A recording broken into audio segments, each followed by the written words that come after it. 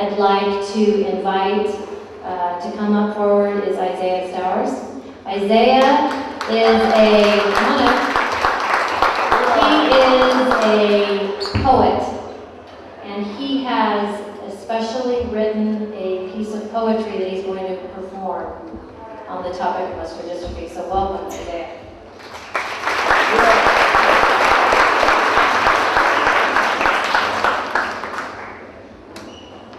How are you guys doing today?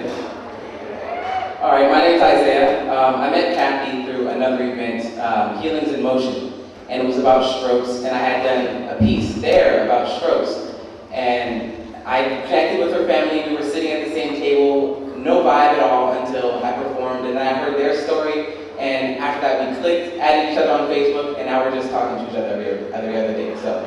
But through that event, I met a blessed family, somebody who I would never have met in a natural selection of any environment, and I really appreciate them, all of their hard work, their heart stories. Todd, David, Kathy, all you guys are amazing. And so I just wanted to say that before I start.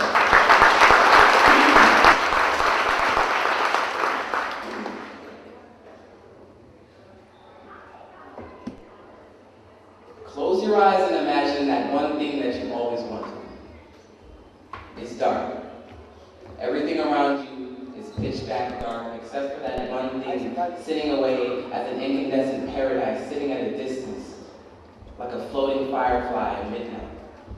Your heart starts beating so, your blood starts flowing in, your hands start to shake, your fingertips pulsate. You've never been this close before. There's been obstacles, there've been mountains, but this is it. God must have heard you this time. You run faster than you ever can with your arms extended wide. That firefly starts to grow to the size of a controlled wildflower, and you can start to feel it, and then you wake up.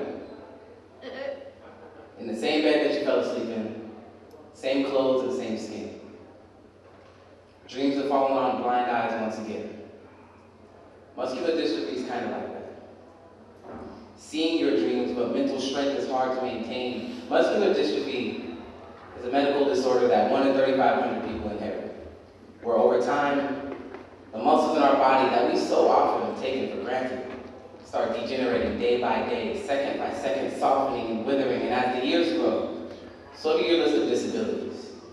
A checklist of things that you've been deprived of that others seem to be doing fine still, like sitting up in the morning, walking distances that exceed 15 minutes, jumping jacks, push-ups, and standing still, but still, you try living your life normally. Walking through the hallways of high school, panic-stricken with frostbitten feet, that someday someone's shoulder will nudge you sharp enough to knock you to the ground. Imagine getting asked to walk across the courtyard just so the other kids can get a kick out of the way you kick your legs when you walk and when you tour campus, but you still try to get your legs, your calves, and your hamstrings to work together and seem to patient to pull off a composed stroll across the quad, except your quadriceps don't quite accept the weight of your own body without buckling. Why do I feel like I'm the only one susceptible to gravity? Imagine being perceived in this world as normal because your shell says so. Imagine being bullied off of something that you physically can't change no matter how much you try. Imagine. And strive to stand up for yourself. But when standing up for yourself makes you feel weak. Imagine not being able to carry anything. Imagine not being able to carry yourself properly. Imagine that the only thing you can carry is the chromosome that made you this way and will make your kids this way. Imagine. Fake a front.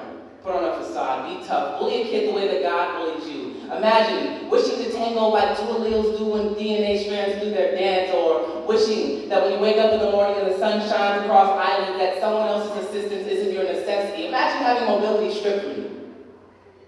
Hobbies, day jobs, and friends taken away from you by something that lies inside of you. Now imagine having the strength to punch walls out of anger, but not strong enough to grasp a cure, crippled, skipping stones over the ripple in your gene pool, waiting for that wish, that gift, that blessing that never came, wondering why you were missing out, trying to be strong, but muscles don't muster the strength when needed. When you have muscular dystrophy, it doesn't just weaken your muscles, it weakens your spirit too. Now imagine living life knowing that the life you live will end up in a wheelchair. Now imagine, just imagine, that there's something that you can do about it. Thank you.